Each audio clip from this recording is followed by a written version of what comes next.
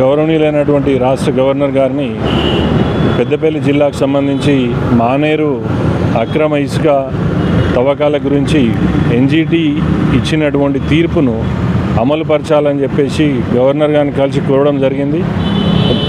అంటే ఈ మధ్యకాలంలో మన మే 21, 2024 రోజున national green tribunal south zone వారు ఇచ్చినటువంటి తీర్పు ఏం తీర్పు అంటే అక్రమంగా పర్యావరణ అనుమతులు లేకుండా ఇసుక తవ్వకాలు జరిపి కోట్లాది రూపాయల విలువ చేసి పర్యావరణాన్ని నష్టం చేసినందుకు గాను మైనింగ్ డిపార్ట్మెంట్కి 25 కోట్లు, ఇరిగేషన్ డిపార్ట్మెంట్కి 25 కోట్లు ఫైన్ వేస్తూ 3 నెలల్లో కట్టాలని చెప్పేసి వాళ్ళకు ఆర్డర్స్ ఇవ్వడం జరిగింది.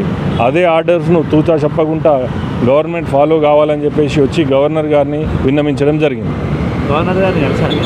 ఇప్పుడే గవర్నర్ గారిని కలిసి ఆ ఎన్జిటి ఇచ్చినటువంటి ఆర్డర్స్ని వారికి ఎక్స్ప్లెయిన్ చేసి ఏ విధమైనటువంటి అక్రమంగా ఇసుకను తవ్విస్తున్నారు, అటువంటి రైతులకు కానీ సాగునీరు తాగునీరుకి ఏ విధంగా నష్టం జరుగుతుంది, ఆ రోడ్లు ఖరాబ్ అవుతున్నాయి, యాక్సిడెంట్లు అవుతున్నాయి, ప్రాణాలు పోతున్నాయి, ఈ అన్ని వివరించి ఆడ చెక్ డ్యామ్లు లేకున్నా కానీ చెక్ డ్యామ్లు ఉన్నట్లు రిపోర్ట్లు ఇచ్చి అన్ని తప్పుడు రిపోర్ట్లు ఇచ్చేసి డిస్ట్రిక్ట్ లెవెల్ శాండ్ కమిటీ అని చెప్పేసి ఒక కమిటీ ఫామ్ చేసి భూగర్భ జలాలు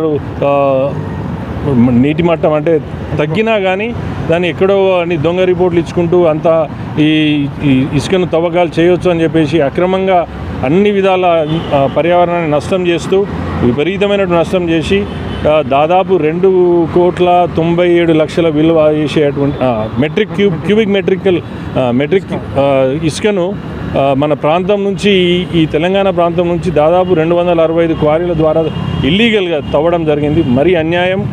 మా పెద్దపల్లి నుంచి ఒక సంవత్సరంలో 1,200 కోట్ల ఇసుక తరలించడం జరిగింది. కానీ టెండర్లు కాల్ చేసింది మాత్రం 98 కోట్లకు మాత్రమే. అంటే ఇదంతా ఎటుపోతున్నది అంటే అన్ని department, irrigation department, mining department, revenue department, police శాఖ వీళ్ళందరూ కుమ్ముక్కై ఆ కాంట్రాక్టర్లకు వత్తాసు పలుకుతుంది తప్పితే రైతుకు కానీ అక్కడ ప్రజలకు కానీ ప్రజానికి కానీ పట్టించుకోకుండా తీవ్రమైనటువంటి అన్యాయం చేసి ప్రాణాలు పోయినాయి. ఆ ప్రాంతానికి తీవ్ర నష్టం జరిగిందని మేము గవర్నర్ గారికి విన్నవించడం జరిగింది. వారు కూడా సానుకూలంగా స్పందించి ప్రిన్సిపల్ సెక్రటరీ గారిని పిలిచి దీన్ని తప్పకుండా చూసి దీన్ని ఏం నడుతుందో చూడాలని చెప్పేసి కూడా చెప్పడం జరిగింది. మేము ఇప్పుడు అవన్నీ చేస్తూ ఇక్కడ దానికి వచ్చింది. మేము డిస్ట్రిక్ట్ లెవెల్, తర్వాత state level, even principal secretary, ministry of environment, forest, climate control, New Delhi వారికి కూడా మేము విన్నవించడం జరిగింది. ఇవన్నీ జరిగినాకనే నేషనల్ గ్రీన్ ట్రిబ్యునల్ తీర్పు ఇవ్వడం జరిగింది. ఆ తీర్పులో కూడా వాళ్ళను తప్పుపడుతూ 25 కోట్లు, 50 కోట్ల పెనాల్టీ కూడా ఇవ్వడం జరిగింది.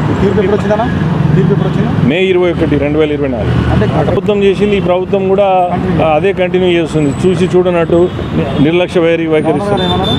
సానుకూలంగా స్పందించి ప్రిన్సిపల్ సెక్రటరీ గారిని పిలిపించి ఆ ఇరిగేషన్ డిపార్ట్మెంట్, మైనింగ్ డిపార్ట్మెంట్ అందరితో కూర్చొని మాట్లాడి ఏం జరుగుతుందో దీనికి ఆర్డర్స్ మాత్రం తప్పకుండా పాటించాలని చెప్పడం జరిగింది.